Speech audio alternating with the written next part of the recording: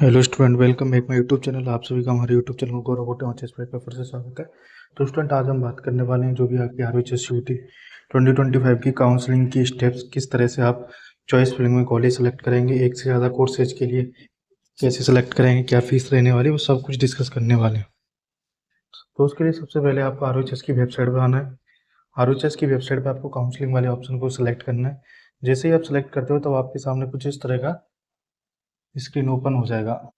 Screen open होने के बाद यहाँ पे एक नोटिस आया हुआ है जो मैं आपको बताने वाला हूँ। वो नोटिस आप देखते हो तो आपको बहुत सारी चीज़ें क्लियर हो जाएंगी। वहाँ पे एक PDF है ना। सबसे पहले हम दो ऑप्शन है, ये आपकी step first and login second की बात करेंगे।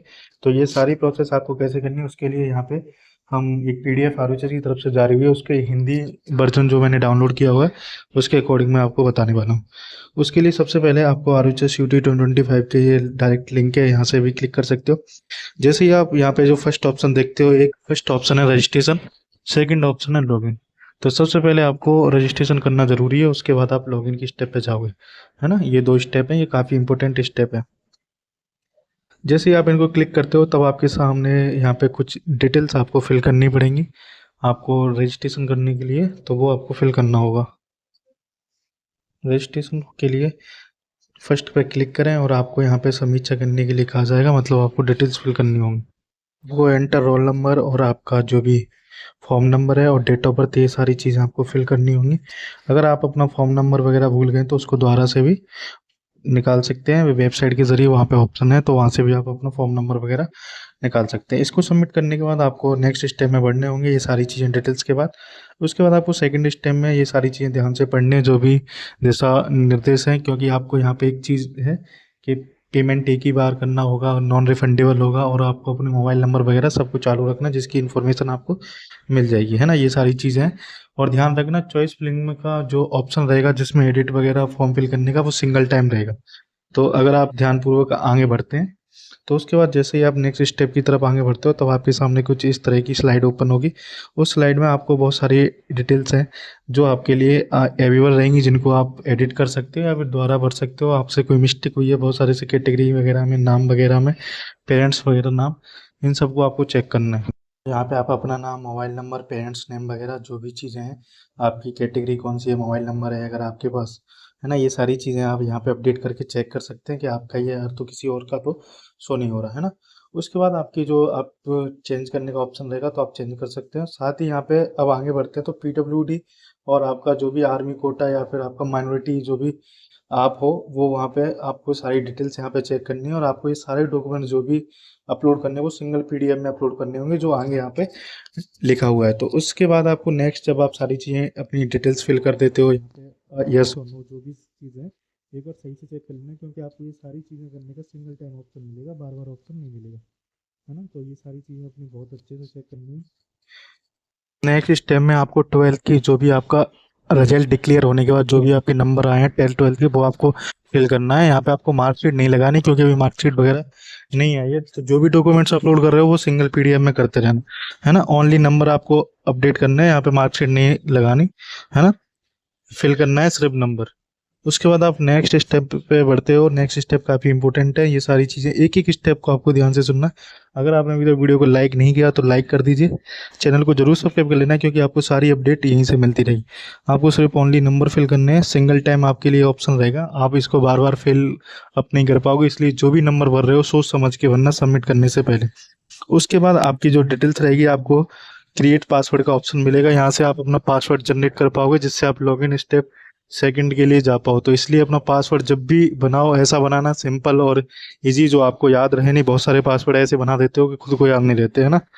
चलो, उसके बाद ये सारी लाइनें जो मैं अंडरलाइन कर रहा हूँ वो आप खुद से रीड कर लेना, क्योंकि ये आपके लिए बेहद ज़रूरी है, और आप इनसे एक एक स्टेप को ध्यान से पढ़ पाओगे जिससे आपके कोई भी फॉर्म मिस्टेक्स में गलती ना हो। जैसे ही आप क्रिएट पासवर्ड के ऑप्शन पर जाते हो, सारी चीज़ें आपने चेक कर ली होंगी, 10th 12th की मार्कशीट के नंबर वगैरह, वो सब फिल करने के बाद आपको लॉगिन वाला ऑप्शन मिलेगा सेकंड। उसके लिए आपको क्रिएट पासवर्ड जनरेट करना होगा। पासवर्ड जनरेट करने के बाद आपको नेक्स्ट स्टेप जाने का मौका मिलेगा। चलिए अब नेक्स्ट स्टेप पे चलते हैं, लॉगिन सेकंड करते हैं। तो लॉगिन सेकंड करने के बाद आगे का जो भी स्टेप रहेगा सारी चीज़ें ध्यान से सुनना, क्योंकि लॉगिन सेकंड वाले स्टेप में ही आपको कॉलेज चॉइस फिलिंग करने का ऑप्शन मिलेगा। इसमें आप जानेंगे कि कौन से कोर्स के लिए कितनी सारी कॉलेज आप चॉइस फिल कर सकते हो और एक से ज़्यादा कैसे होगा। तो स्टेप सेकंड के लिए अपन आगे बढ़ते हैं। सेकंड स्टेप में आपको लॉगिन करना है, जहां आपका पासवर्ड वगैरह है वो आपको फिल कर देना है। यहाँ पे 550 रुपये की पेमेंट फीस होगी। वो जानेंगे कि किस कोर्स के लिए कितनी होगी, सिंगल टाइम है या डबल टाइम। सारी चीज़ें आपके सामने आ जाएंगी, बस आपको थोड़ा वेट रखना है ना। वहाँ आपको रोल नंबर और अपना पासवर्ड डाल के सर्च कर लेना है।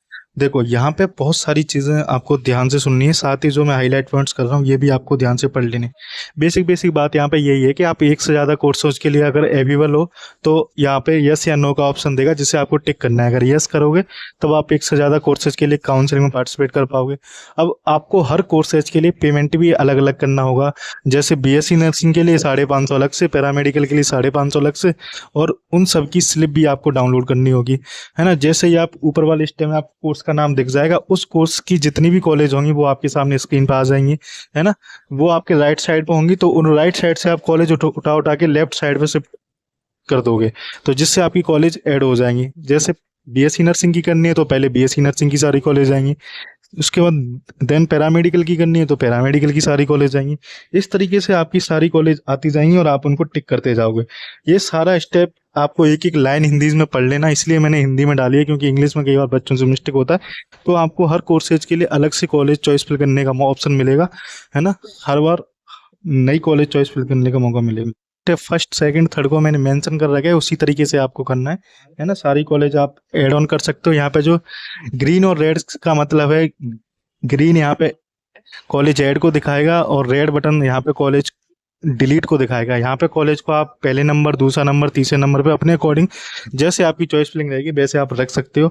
उस तरीके से आप अपनी कॉलेज यहाँ से सिलेक्ट कर दोगे, है ना। हर कॉलेज के लिए आपको कॉलेज वहाँ पे शो होने लग जाएंगी। जैसे बीएससी नर्सिंग के लिए 188 कॉलेज हैं तो वो 188 कॉलेज शो होंगी, है ना। फार्मेसी के लिए अलग से होंगी, पैरामेडिकल के जैसे कोर्सेज हैं उन सभी के लिए अलग अलग से यहाँ पे शो होंगी। एक चीज़ ध्यान रखना, आप इनको ऑटो लॉक जब होंगी ये, तो आप एक कोर्सेज की कंप्लीट कर दोगे, देन आप नेक्स्ट कोर्स के लिए जा सकते हो। अगर मान लो आप एक से ज़्यादा कोर्सेज में भाग नहीं लेना चाहते, सिर्फ एक कोर्स में पार्टिसिपेट करना चाहते हो, तो पर्टिकुलर एक कोर्स की कॉलेज को आप फिल कर दोगे। और ये आपको कॉलेज चॉइस करने के बाद आप इनको सबमिट करोगे, है ना। अभी ये ऑटो लॉक नहीं होंगी, ऑटो लॉक आपकी 9 तारीख को अपने आप हो जाएंगी। उससे पहले आप जितनी बार चाहे कॉलेज को हटा सकते हो, जोड़ सकते हो, कोई दिक्कत नहीं है। 9 तारीख से पहले पहले आपको जितना कॉलेज को ऐड ऑन करना है, जिस भी कोर्स में हटाना है अपने अकॉर्डिंग हटा सकते हो, जोड़ सकते हो। फिर 9 तारीख के दिन ये ऑटो सबमिट लॉक में चली जाएंगी। उसके बाद आप इनको चेंज नहीं कर पाओगे। यहाँ पे डिक्लेरेशन को आप क्लिक करने के बाद आप इस प्रक्रिया को सबमिट कर दोगे, है ना। अब आप में से बहुत सारे बच्चे रहेंगे, क्या भैया अभी ये सबमिट करने के बाद इनकी प्रिंट ले सकते हैं? नहीं, प्रिंट आपकी ऑटो लॉक सबमिट होने के बाद 9 तारीख के बाद ही मिलेगी। बाकी थैंक यू, वीडियो अच्छी